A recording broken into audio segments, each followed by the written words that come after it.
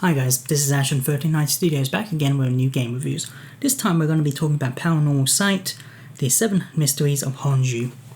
And this will be the only time I say the full title because this shit is long. Anyway, Paranormasight is this visual novel by Zenon. I'm not sure how to pronounce it, like the game did.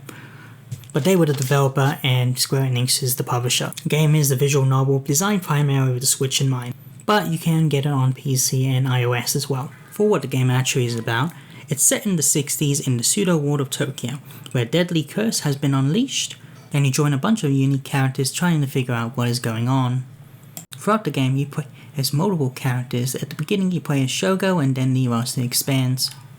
The visual style of the game is very beautiful, very unique, and basically a hyper-realistic version of standard visual novel with everything just tied together visually.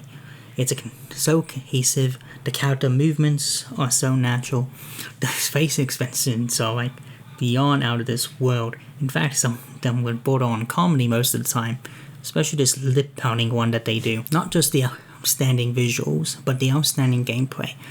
This is a very unique game. Just like standard visual novels, you speak to people, you choose choices, and complete things. But throughout the game, you can do more than that. You can move around, use my analog stick, speak to people, think, select items, such and such.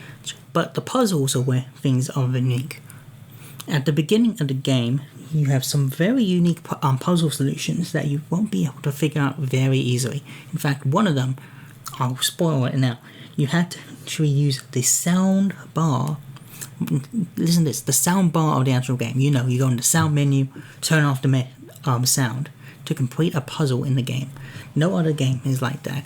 There's meta gameplay throughout the whole story. However, in my opinion, it's mainly at the beginning of the game, a little bit at the end, and small parts in the middle. After the first half of the game, it kind of fizzles out, to be honest, so they should have added more to that, because it's a very unique selling point, in my opinion. The characters are unique and outstanding, all with interesting personalities, reasons for why they are affected by the curse, and why they want to find knowledge for it.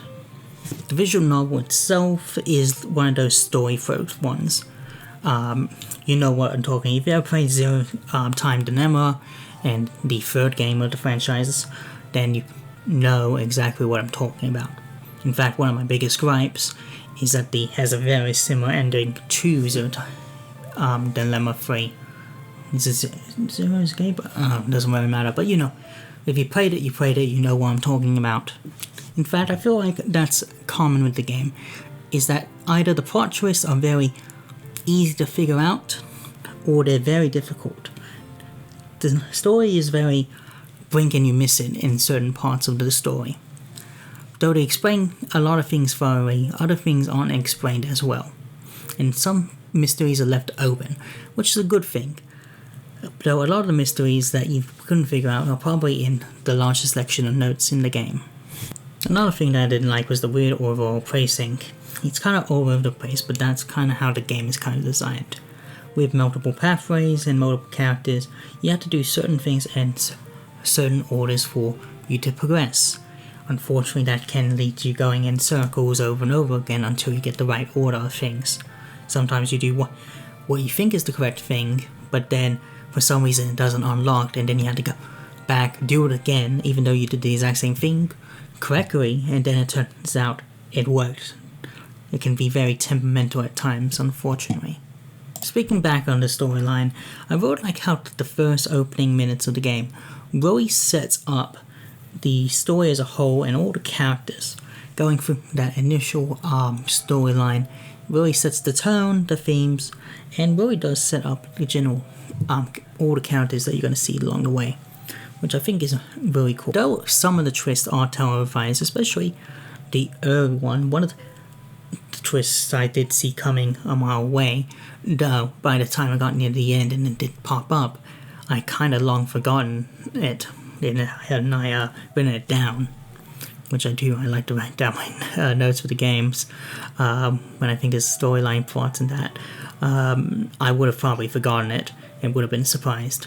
Even if some of the plot twists were very out of control, which is very interesting or very easy to see, everything was nicely wrapped up, and the game did have a fulfilling ending. If you're a visual novel enjoyer like myself, you will really enjoy this game. Go ahead, get it. I would be very surprised if you don't. I think a lot of people might have not got it because they originally thought it was Switch only, but it does have a PC for it, so if you don't have it, get it. I would highly recommend it. If you're not a visual enjoyer like myself, you might not like the game as much, but I'd still recommend it, because unlike a lot of visual novels where you don't really do much, you just speak to people, the opening chapter, I guess would be the best way to put it, is very interactive, gives you a good idea of stepping your toes into visual novels with interesting gameplay mechanics. Even though these gameplay mechanics are quite interesting, it can be very frustrating in times. So I would recommend maybe just getting on Steam, playing it for an hour before the Steam trial getting out. If you like it, continue on. If you don't, get a Steam refund, because it's one of those games that if you play it for the first couple minutes and the visuals alone and the gameplay and the story doesn't catch you in the very opening of the game, you're never going to love it. The game, I highly recommend. The atmosphere is out of this world, same with the visuals and gameplay. The story is really good and something I remember fondly. The mystery Hojo will always stick in my mind, and it will definitely be a visual novel I put in maybe A tier, maybe B tier. I played a lot of visual novels. I think it's a good A tier though. What do you guys think? Have you guys played this game? Haven't you? Is there a reason why you haven't? Did you see the plot twist coming? Did you get the mystery before you even started playing it? Whatever it is, comment down below, and remember to like, subscribe, and hit that notification button for more reviews like this, as well as to check out the game I'm making, The Other Side of Despair. There's a trailer coming out, as well as you have the walkthrough for the first original version that you can watch. And that being said, you guys have a great day, and see ya. Bye.